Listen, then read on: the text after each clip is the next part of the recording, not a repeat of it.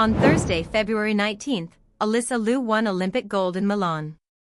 On Friday she barely slept. She said so herself. Booked and busy, she told reporters, laughing. But still glowing in that way that does not turn off when the cameras do. On Saturday she skated the exhibition gala.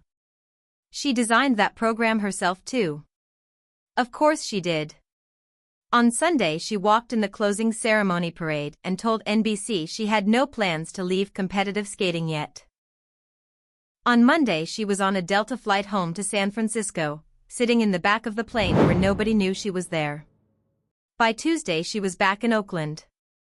Back at the rink on 10th Avenue. Back on the ice. The gold medal was barely a week old. The confetti had barely been swept up. And Alysa Liu was already thinking about Prague. Here is what is waiting for her there. The 2026 ISU World Figure Skating Championships. March 24th to 29th at the O2 Arena in Prague, Czech Republic. The women's short program is scheduled for March 25th.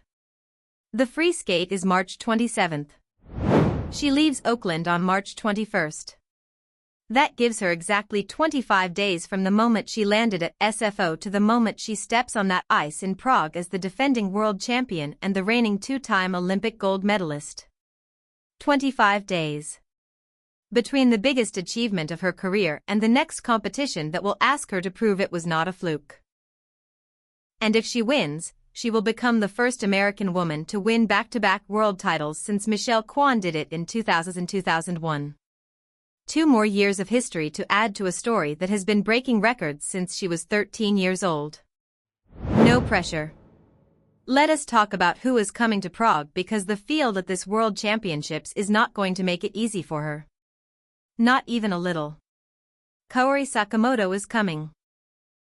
The Japanese skater who won silver in Milan just weeks ago after finishing behind Alysa in the free skate. 3-time world champion. A skater who has been at the top of women's figure skating for years and who, if the judging had gone slightly differently in Milan, could easily have been the one standing on the top step of the podium. She has a point to prove in Prague and she will show up ready to make it. Ami Nakai is coming too. The bronze medalist from Milan. The girl Alysa sprinted across the ice to hug after the scores came in. The one she held so tight she lifted clean off the ground. That hug went viral because it was so genuine it almost hurt to watch. 2 competitors who clearly just really like each other, and now they are going to stand on opposite sides of the same starting line again in Prague.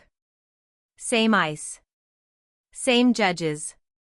3 weeks after the last time they met. The friendship is real. The competition is also real. That is the specific duality of elite sport that most people only understand when they see it up close. So the 2 women who stood on the podium below Alysa in Milan are both going to be in Prague trying to stand above her. That is the full picture of what she is walking into. Then there is Ilia Malinin. He is not competing against Alysa. He is in the men's event. But his presence at Prague makes the whole World Championships more charged and more interesting because he and Alysa are running parallel stories right now that keep intersecting. He is 21 years old. He is the current world record holder in men's figure skating and one of the most technically gifted skaters who has ever lived. He can do things on ice that are not supposed to be physically possible for a human being. He won the world title in 2024. He won it again in 2025. He was the overwhelming favorite going into the Milan Olympics. He finished 8th. He fell twice in the free skate. He did not even come close to a medal. In a competition where he was supposed to be untouchable, something happened that nobody fully understands yet, and the result was one of the biggest upsets in figure skating history. He called Prague his redemption competition. He said that out loud, without hesitation, to the Olympics podcast.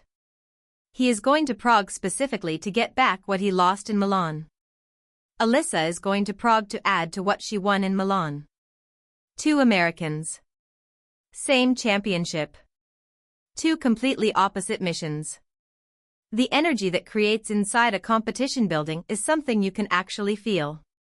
Now here is the detail about Alysa's preparation for Prague that nobody is talking about enough. Her coach Philip Di Guglielmo said they may have to ask the management of the Oakland Ice Center to close the rink entirely when she trains because of the attention she has gotten since winning gold. Not a screened-off section. Close the whole rink. She went from 200,000 Instagram followers to 5.8 million in 1 week. Her face is on billboards on the 880 freeway in Oakland. The mayor of Oakland is planning a city-wide celebration for her. Selena Gomez reposted her on Instagram after the rare beauty lip oil moment during the medal ceremony went viral. Aly Raisman, the Olympic gymnast, was in the arena in Milan and told reporters afterward that Alysa was breaking down walls in a way that was going to change what athletes believed was possible. And she is trying to prepare for the most important competition of her post-Olympic season at the same rink she has trained at since she was 5 years old while managing all of that.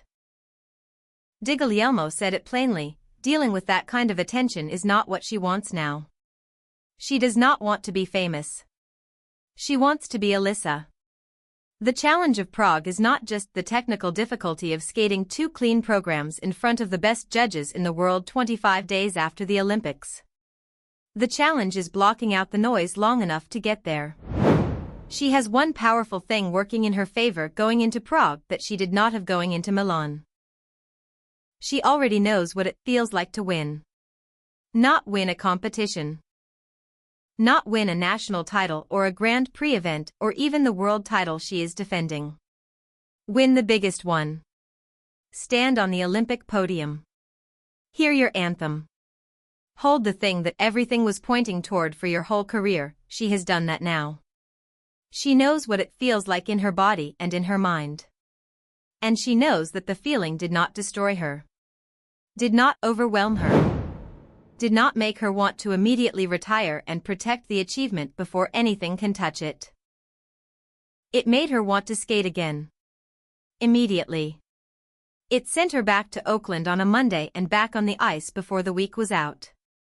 That is a specific kind of competitor. The kind who is not skating to win the medal but skating because the ice is where she is most herself. And a competitor like that does not collapse after a win the way someone who was skating just for the medal might. She refills. She comes back curious about what the next program can be. She already told E! News she has new creative ideas and new dresses she wants to design. She has program ideas. She wants more dresses.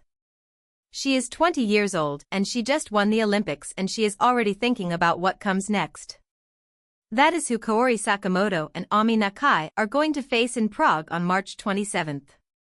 There is one more element to the Prague story that makes it genuinely compelling beyond just the competitive stakes. Gracie Gold interviewed her. Gracie Gold, the skater who was supposed to end the American drought before Alysa was old enough to drive.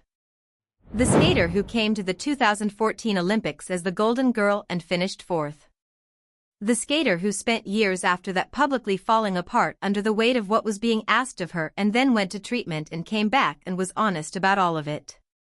She interviewed Alysa for Olympics.com in the lead-up to the 2026 Games. 2 American women. 15 years between them. One who carried the drought on her shoulders until it broke her and one who ended it with smile. There is something about that specific pairing that says something real about where American figure skating has been and where it is now. Gracie Gold sitting across from Alysa Liu, asking her about her skating, her joy, her creative vision. After everything. When you know that backstory, the interview is genuinely moving in ways that go beyond sports. And it is part of the fabric of who Alysa is heading into Prague. Not just the technical champion. The person who represents something that Gracie Gold and Michelle Kwan and Sasha Cohen and Ashley Wagner were all reaching for in their own ways across 24 years. The one who finally got there and is now going back to get more. March 21st she gets on a plane to Prague. March 25th is the short program. March 27th is the free skate. She will stand at center ice in the O2 Arena, and the same thing that happened in Milan will happen again. The moment before the music starts, where it is just her on the ice and every person in the building holding their breath. And she will feel the way she told Olympics.com she felt in Milan. Peak happiness. That is her language for it. Not focused. Not locked in. Not in the zone. Peak happiness. The most human possible description of what it feels like to stand on the biggest stage in your sport and feel like you were built exactly for this moment. If she wins Prague, she makes history nobody in American figure skating has made since Michelle Kwan was in her prime. Back-to-back world titles.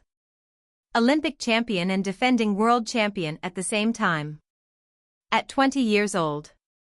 And if she does not win, it will not be because she did not show up as fully herself as anyone has ever shown up to a competition. She has already proven that. Either way. March 27th. Watch.